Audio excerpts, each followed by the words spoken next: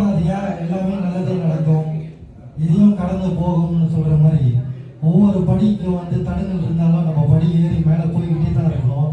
அதுவும் இல்லாமல் ராஜகுமாரன் அண்ணனுக்கு என்னன்னா, அவருக்கு வந்து முக்காட்சி ஆளுங்களை தெரியும், எல்லாத்தையும் தெரியும் அப்படின்னு. ஸோ நம்ம முக்கியமான அவரையும் நம்ம பிடிச்சி வச்சுக்கணும், ஏன்னா அவருக்கு எல்லாத்தையும் தெரியும். ஸோ ஏதாவது நம்ம அவரை தேடி போவோம், ஏன்னா அவருக்கு தெரியாத ஆளே இல்லை. ஸோ அடுத்தது நம்ம ரத்தோஸ்ரீ அழகேசு ஒரு சில வார்த்தை அவர் மேடைக்கு அழைக்கிறோம். ரத்தோஸ்ரீ, தேங்க்யூ ரத்தோ. ஒரு காலத்தை கைத்தட்டி கொடுங்க நம்மளுக்கு. அதாவது இந்த இடத்த நம்மளுக்கு ஏற்படுத்தி கொடுத்தவரே ரத்தோஸ்ரீ தான்.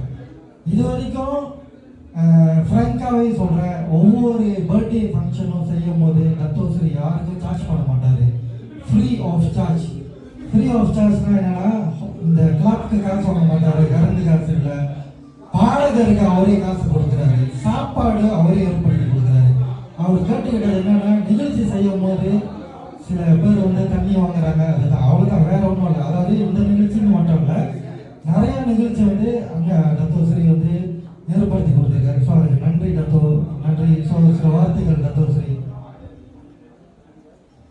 எங்கள் வாழ்வும் எங்கள் வளமும் மங்காத தமிழ் முழங்கு சங்கே வருகை தந்திருக்கும் டாக்டர் சர்மிளா அவர்களே, டாக்டர் மகேன் அவர்களே மற்றும் திரு மோகன்தாஸ் அவர்களே, எங்கள் துணைவியார் மற்றும் திரு சிவா, திரு டோனி அவரோட புதல்வர்கள், அண்ணா விஜய்,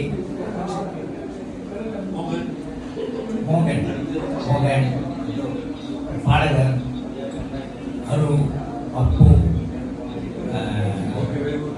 அசோக், எல்தனி, டாக்டர் வனிதா அவர்களே,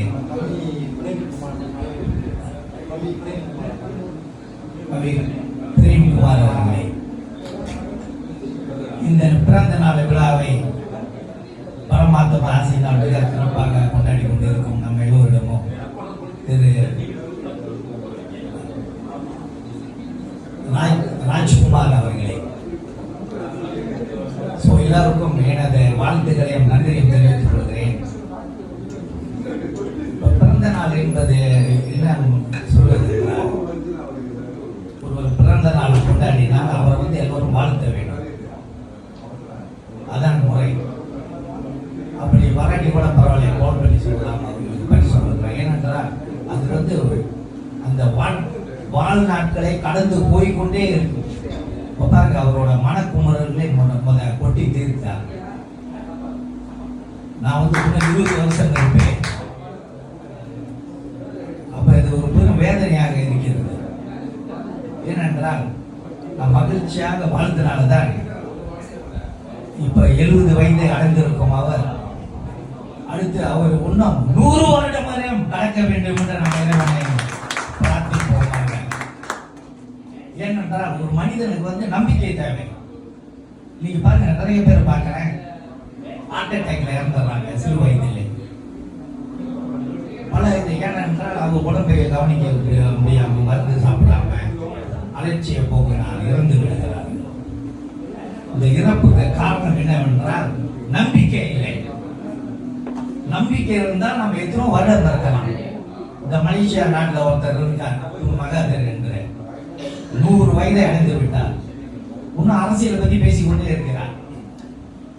மோடி அவர்களுக்கு 75 வயது. அப்ப நம்பிக்கை இருந்தால் தான் நம்ம வாழ முடியும். முடியாது என்றால் முடியாதுதான். நம்பிக்கையாக வாழ்ந்தால் எதையும் சாதிக்க முடியும். பாருங்க, அவர் இப்போ ஒரு 40 வயது போல் பேசுகிறார். அதே எனக்கு ரொம்ப மகிழ்ச்சியாக இருக்கிறது.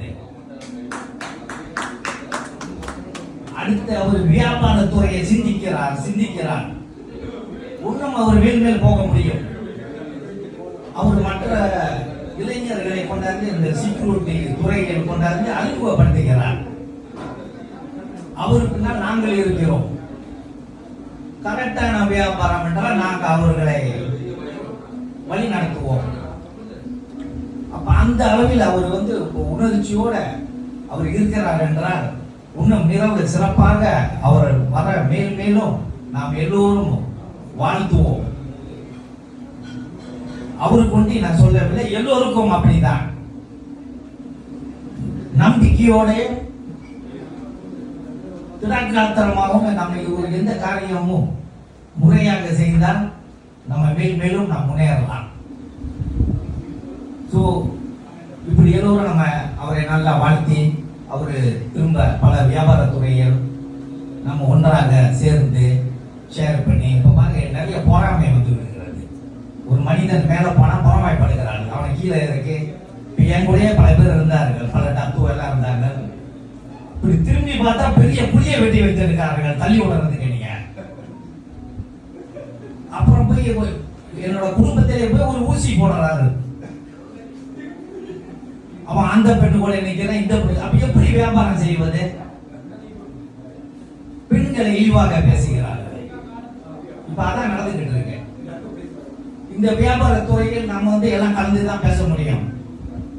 திறமையானவர்கள் இருக்கிறார்கள், இரும்பு பெண்மணிகள் அவர்கள். அப்ப இப்படி எல்லாம் குறை சொல்லிக்கிட்டே போயிட்டு இருக்காரு. எப்படி வாழ்க்கையில் முன்னேற போயிடுவார்கள்? நான் எல்லாத்தையும் நான் ஒதுக்கி வைத்து விட்டேன். ஏனென்றால் இவங்களாம் நம்மளுக்கு ஆபத்து வரும். ஒரு முறை ரெண்டு சொல்லி சொல்லி கேட்கலன்னா அப்படியே அவங்க பழக்க வழக்கம் அப்படியே தான். இதெல்லாம் நம்ம ஒன்றும் செய்ய முடியாது. அவங்க வாழ்க்கை அப்படியே தான் போய் கொண்டு இருக்கிறோம். அதனால் நான் நினைக்கிறேன் நிறைய பேசிவிட்டேன் என்று இத்துடன் முடித்துக் கொள்ளலாம் என்று நினைக்கிறேன். திரு ஆர்வ அவர்களே எங்கே போய்விட்டீர்கள்? இதெல்லாம் முடித்துக் கொள்கிறேன். எங்கள் வாழ்வும் எங்கள் வளமும் மங்காத தமிழ் என்று முழங்கு சங்கே. எங்கள் பகைவர் எங்கோ மறைந்தார், இங்குள்ள தமிழர் ஒன்றாக கண்டேன். திங்களோடும் சிறுந்தரதி தன்னோடும் விண்ணோடும் உடுக்களோடும் மங்குகளை இவற்றோடும் பிறந்த தமிழோடும் பிறந்தோம் நாங்கள்.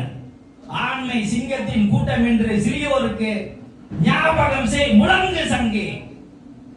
சிங்களஞ்சேர் தென்னாட்டு மக்கள் தீராத தீரென்று ஊது ஊது சங்கே. பொங்கு தமிழுக்கு கிண்ணல் விளைத்தால் சங்காரம் நிஜமென சங்கே முழங்கு. வெண்குடுமை சாக்காட்டில் விளையாடும் தோழங்கள் வெற்றி தோள்கள். கங்கையை போல் காவிரி போல் கருத்துக்கள் ஊரும் உள்ளம் எங்கள் உள்ளம். வெண்குருதி தண்ணீர் கமர்ந்து வீரம் செய்கின்ற தமிழ் எங்கள் மூச்சாம். வாழ்க தமிழ், வாழ்க வையகம், வாழ்க வளமுடன். நன்றி, வணக்கம், எல்லோருக்கும் வணக்கம்.